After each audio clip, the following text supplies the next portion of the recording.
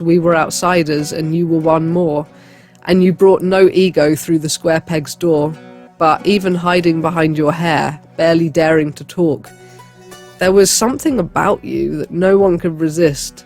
And over the next few years, we had the honour of watching you blossom into Jazzman.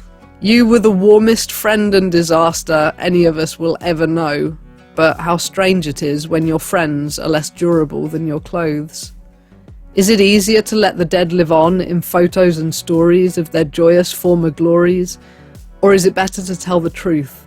To be perfectly ruthless and grab it by the entrails and pull them out until you see the end of you and of me. Just bones and stories, never forgotten. So hello, you wonderful citizen of the internet, and welcome to October and a bit of Halloweeniness and my new hair and all of that. And I wanted to do a bit of remembering the dead while it's October, with the thinning of the veil and all of that, and the fact that I haven't read you anything kind of story-y for a while. So I thought I would read you the two poems I wrote about my friend who passed away in 2017. I did read you one of these poems at the time that I wrote it, the one called Bones and Stories, Morgue Drawer. I did have it up on here, and then I took it down when I got rid of all my drunk stuff, because when I stopped drinking, I just didn't want drunk me on the internet in any way. I just expunged it. But I did end up getting quite a lot of messages saying, oh, I really liked that poem, can we have it back? And I didn't want drunk me on the internet. But I'm going to give you that poem back, so I'm going to reread it and add to it the second poem that I wrote about him 2 years later, because the first poem was all about his death and was very, very morbid and very, very brutally deathy. I would say if you've lost someone recently, you may not want to hear the first poem. I will leave a time signature in the drop down for the second poem, which is more about life and celebrating his life and all of that. You might want to move on to that one if either you've lost someone recently or you're just very sensitive about death stuff. Because I couldn't make it real to myself without really burrowing into the, like, this is what's going on with him right now. He's in a morgue drawer. He's being autopsied. This is what's happening. It was because I couldn't go see his body. The only way to make it seem real to myself was to show myself it as explicitly and horribly as I possibly could. So it's very morbid, the first poem, I do warn you. But it kind of helped me understand. And after 2 years after he died, I did start thinking to myself, like, you've written about his death, but you've not written about his life at all. You've not given him a poem about his life, and he deserves one. He needs one. So I wrote one at round about the memorial time 2 years later, and I like that poem a lot more.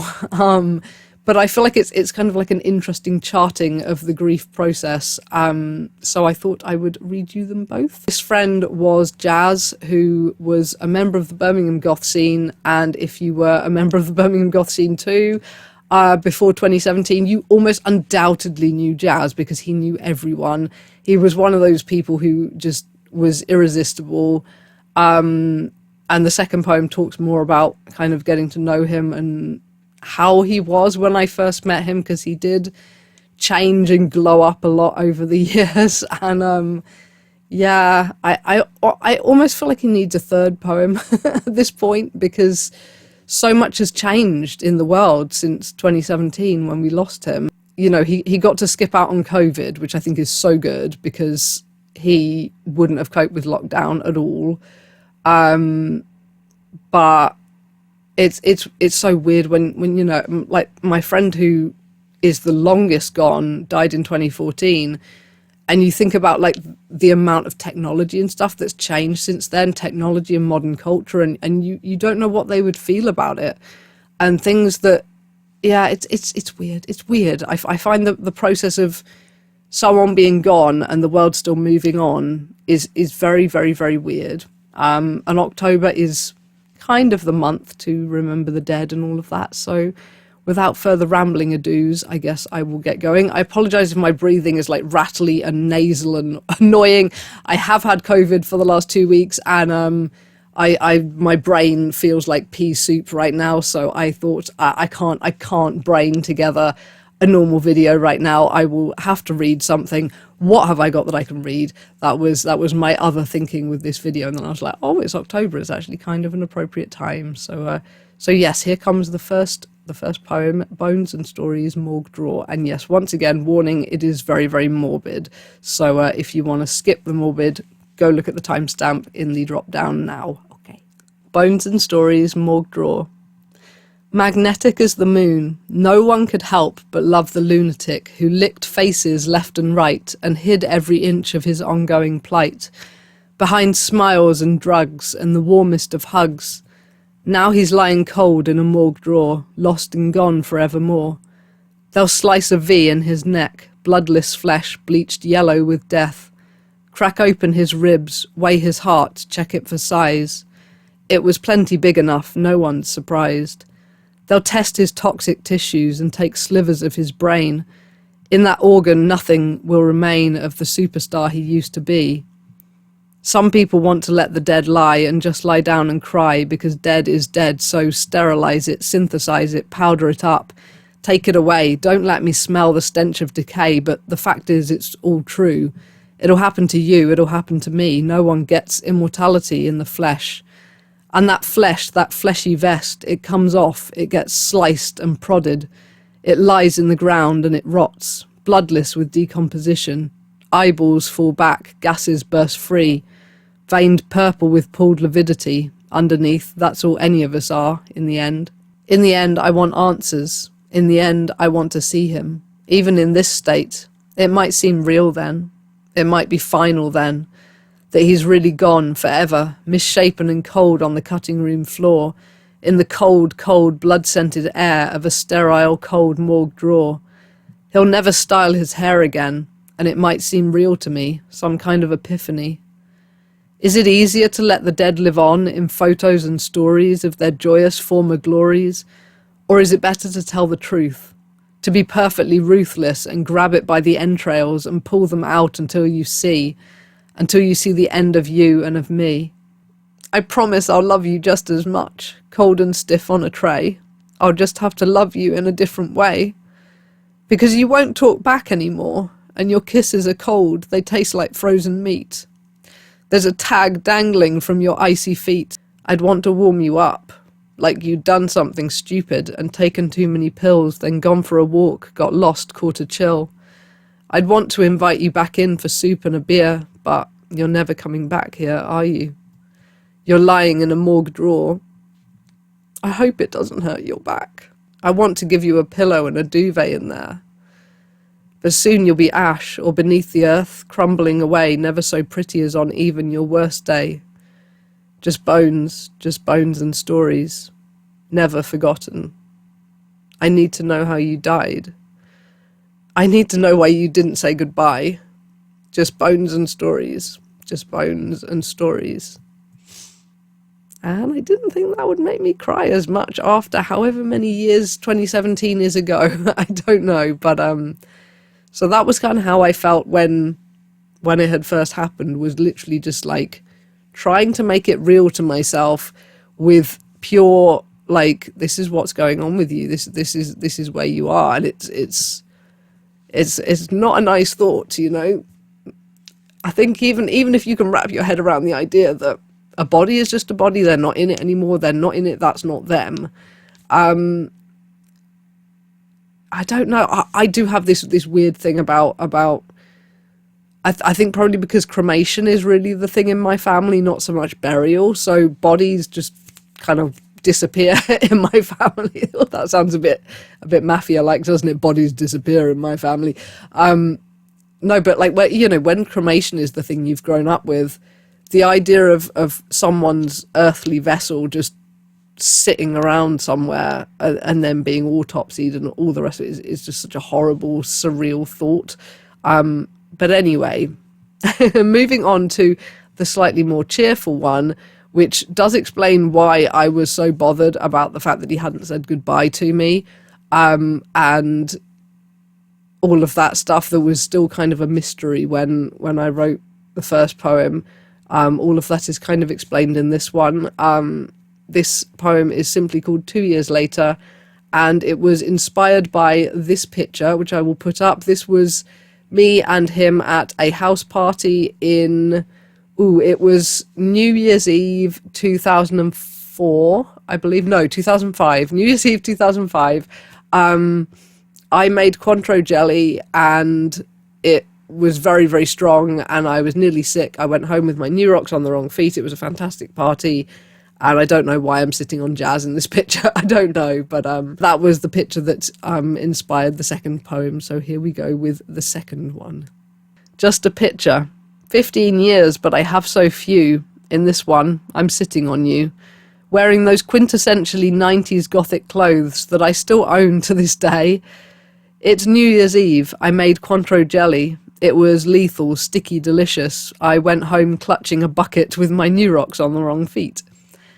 You were the warmest friend and disaster any of us will ever know, but how strange it is when your friends are less durable than your clothes. I still remember the first night I laid eyes on you. The square peg, how appropriate. Summer 2001.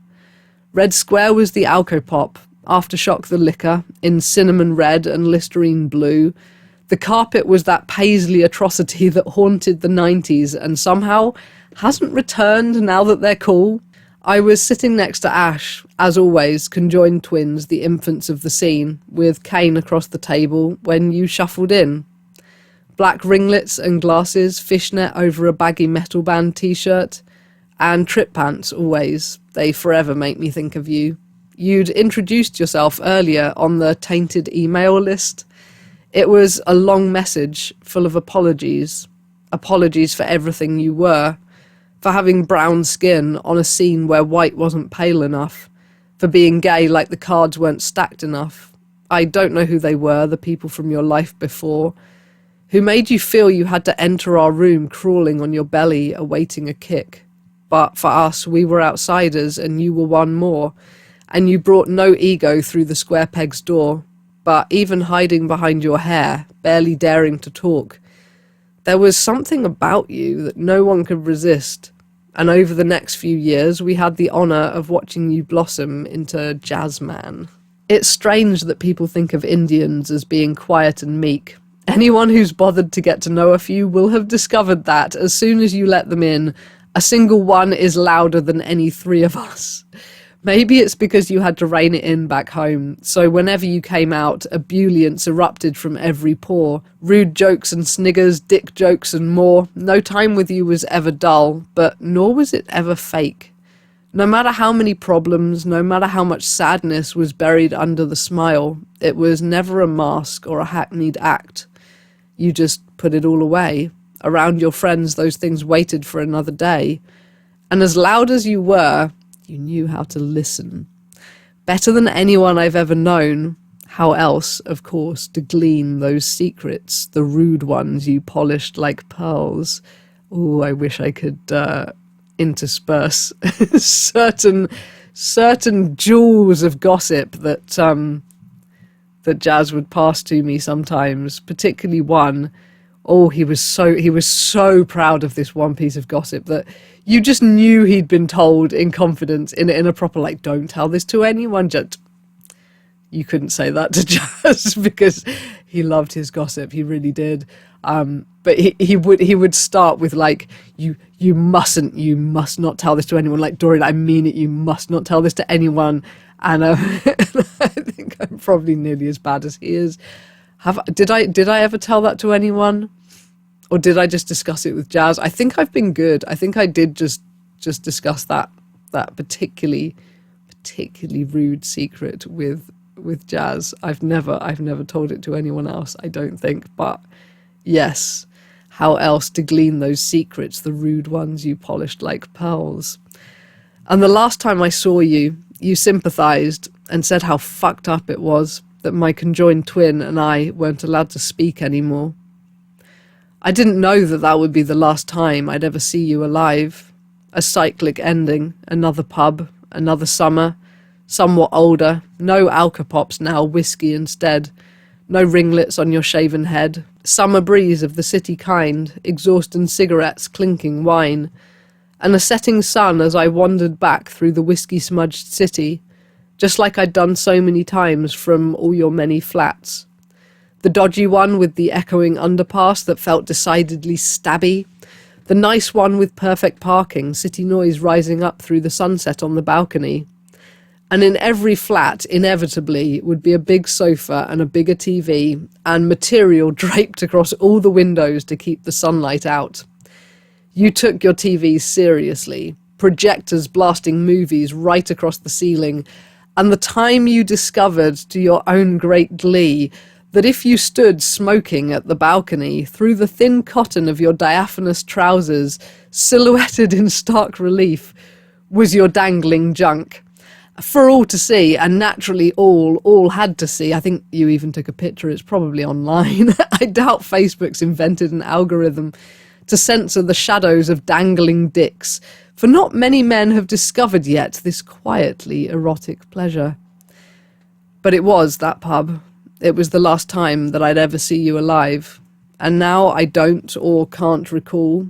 Was it after or before that awful late-night phone call? You talked about suicide a lot that night. You weren't upset. Worse, you were resigned, cheerfully so. The way people are when they know, when they've decided that the bad times are over forever. It made me cry. You didn't like that. You didn't want anyone to be upset or to feel that I was blackmailing you to stay. And the thing was, I couldn't disagree. I couldn't tell you that things would be better, that it would seem different in the morning.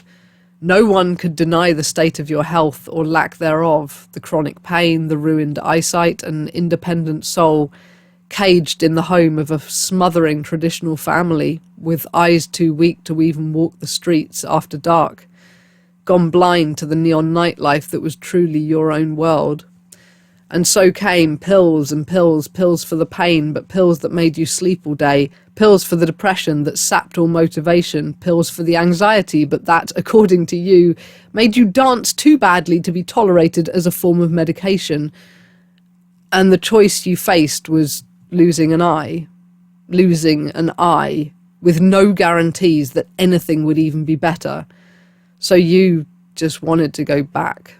The endless idol worship of old jazz, when you were healthy and drugs were cheap and everyone was young and life was fun and there were no problems, none, and you danced better and fucked more and had a job that let you live like your own person, wild and free and gay as could be, ceilings splattered with projected pornography.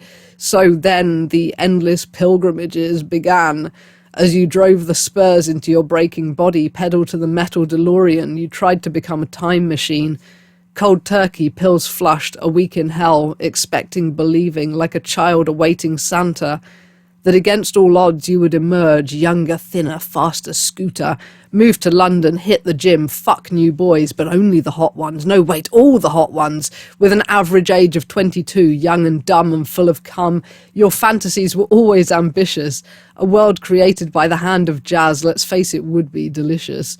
So, in London, you'd party and fuck non-stop, snort each and every drug under the sun, but also eat a very healthy low-calorie diet and have the body of a god while never losing sight of the necessity of having fun. The promises got wilder, the methods more brutal, and still old jazz never appeared.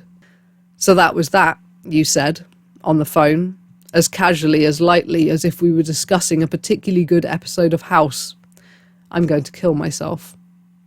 When I hung up, I spent the rest of the night deciding what to wear to your funeral, but first I tried to persuade you that if you were really going to do it, if you really fucking had to, then there needed to be a goodbye.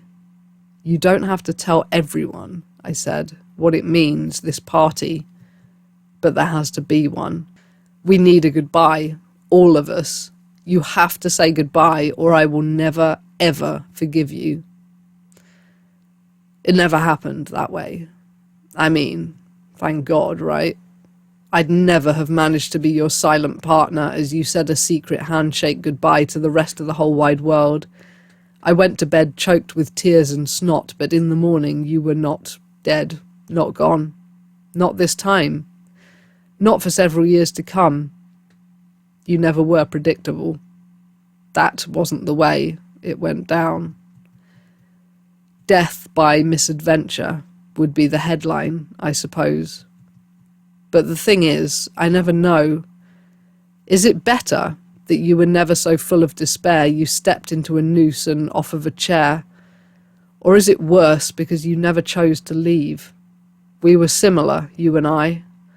Our Facebook messages are a tome of bad ideas, so I know how it probably went your final night on Earth.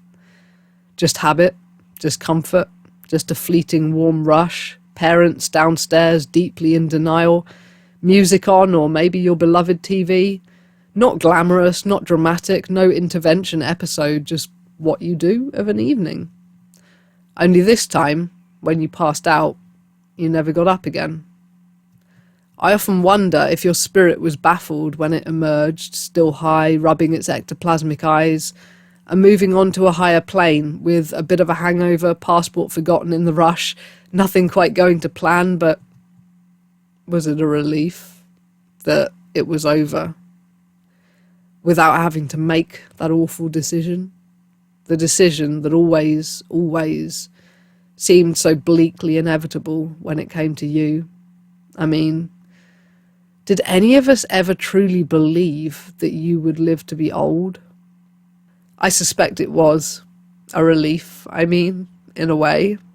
But I also think there are days that your spirit peeks down at the earth, at the sweaty bodies, glistening beneath neon and blacklight, young flesh so supple, writhing to heavy pounding beats, bodies entwined in moonlit streets, and it rather wishes it could pop back down and spend an hour or 5 in town.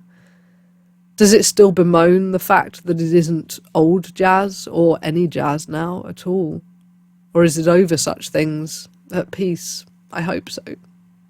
In our memories you will always be old jazz now and forevermore, the shadow of a laugh in the echoing dark of some strange intoxicated 4 a.m, a whisper misheard in the rippling din of that post-clubbing tinnitus lullaby, or the tongue of a dog wetly violating an ear canal, and for a moment a ghostly voice sniggers in wild glee, dancing out of the way of your fist another victim lovingly licked. You linger on. Jades is a condition one never quite recovers from. It stays with you, keeping you warm, always. And that was the second one. I should probably have explained before Jades.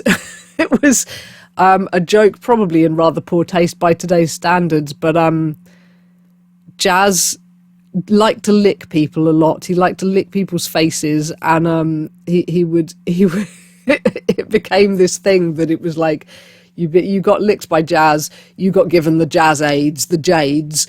Yes, Jades is a condition one never quite recovers from. It stays with you, keeping you warm always. If you were licked, then you were probably an honoured friend of Jazz. I he didn't lick me often because he knew he would get punched if he did. He would. It didn't, because he would wreck people's makeup with his licking, and it's like, you're not doing that to me, especially not on Halloween. I remember specifically one Halloween. God, what year would it have been? It would have been either 2011 or 2012, because I remember certain comments about my outfit and things like that. I remember like what year it was, but one of my friends had a fantastic Miss Havisham costume on with ghostly white makeup, and they got very much licked. They got their makeup licked off, and I was like, that is not happening to me, Jazz. That is not happening to me. But yes, if he tried to lick you, it was to be considered an honour, I think, personally. So yes, those are my 2 poems to date about Jazz. Although the thing I forgot to mention in all of this waffling video about people I've lost and friends I've lost is that there has since been an eerie coincidence when it comes to the very last time I ever saw Jazz alive, in that day, it was me and it was Jazz and it was one other guy who I've been calling John in the Nostalgia Project. It was just the three of us that day, out in Birmingham drinking. And it was quite an unusual grouping of people to come together, really. Like, we'd all hung out at house parties and stuff, but we'd never hung out as a threesome before. And I think it was largely because Jazz was trying to set me up with John, which was a lovely idea because John was gorgeous. I'd had a crush on him for years and years and years. He'd always been taken or I'd been taken. And then suddenly, finally, we were both single and Jazz was determined to set us up. And I was delighted to be set up with John because he was just stunning. But I was kind of nervous about it. So I was like, I dragged Jazz along with us to kind of just be like a little bit of a buffer. And it turned out that like John and me at the time, we weren't really in the same kind of areas in life in terms of what was going on. So we never ended up getting together, but it was lovely to see him again. He was so funny and just a real pleasure to be around. He was a wonderful guy. And being with him and Jazz together was just hilarious because they both had absolute like in the gutter senses of humor, just the same as I do. And some of the stories that were told and some of the goth scene drama and gossip that everyone went back on that day, like it's so weird that I remember every word we spoke that day. I don't have a memory for conversation normally, but I remember that day so crisply. And the weird thing that happened is that now John is dead too. And I am the only one still remaining from that summertime evening table. It's only a few years later and there's only one of us remaining. And that person is me, of all people, of all the dumb things that I do and have done and was doing at the time. Why should it be me who's still alive out of all of us three? I think it was 2 or 3 years ago that John died, and he died of nothing. He was one of the healthiest people in terms of like activities, and like he was a bodybuilder, and like just this stunning guitar god bodybuilder, wrestler looking guy. You know, he was so like physical, I guess is the word that comes to mind. He was so physically healthy in all of that, and he died of nothing. It was this spontaneous, random, unexpected thing. He went for a run, he had a bit of pain, he went home thinking it was nothing, and that was it for John. He was gone. So now I look back on the last time I saw Jazz alive, and it was also, I think, the last time I saw John alive too. To only be in your late 30s and to have this memory looking at this greyed out ghost table and there's only you still living. And I imagine that's how a lot of your memories get to be when you're like 60, 70, 80.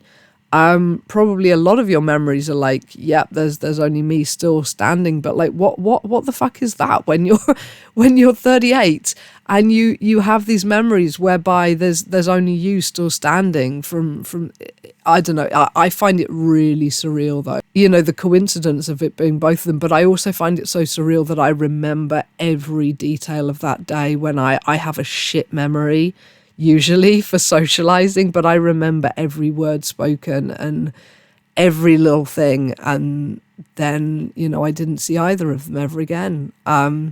So that's the weird thing. And I've never written John a poem. I haven't. He does weave through the Nostalgia Project though. Just in the background, but he weaves through it. You know, when I first knew him, he was the guy from the same hometown as me, and he was this kind of skinny, paranoid little speed freak who was exactly my type at the time. I had such a crush on him, and he gave me really good advice about certain illicit things and all of that. And then, you know, I met him years later and he'd blossomed into this bodybuilder, as they say, this guitar god bodybuilder wrestler looking guy with his long hair and his muscles. And he was memorable, I guess, is what I'm saying. So maybe someday he deserves his own poem too. But anyway, back to the video. Now that I have given you this waffling memory, I kind of feel at the moment what I feel swimming around my brain, along with the COVID bacteria and the plague and the brain fog, is a poem about the world changing and the knowledge that you have right from the beginning. You have this knowledge that you're going to leave them behind and they're going to still be quite young to you. You can't get their thoughts on the world changing and the way it changes. And yeah, these days I don't have that many old friends left who I've really been close with for like years and years and years. I don't really have so much that left. I think in a way it makes you place more value on your relationship with yourself, and the whole mirror girl thing, that you have to value that, because unless you're literally a conjoined twin, you don't know that you're going to have a lifelong friend at all. All the people I think that I used to think, oh yeah, we'll be old and grey together, like, no, they're either dead or gone. Yeah, that's depressing, isn't it? Anyway, this wasn't meant to be depressing, really. This was just a bit of a memorial thing. I suppose remembering the dead is always both happy and sad. I will leave the Storytimes playlist link below if you want more readings of things. And I am going to go away and drink some honey and lemon or something now and try and feel less coldy and fluey and COVIDy and disgusting. So thank you for listening. Over and out. Bye bye.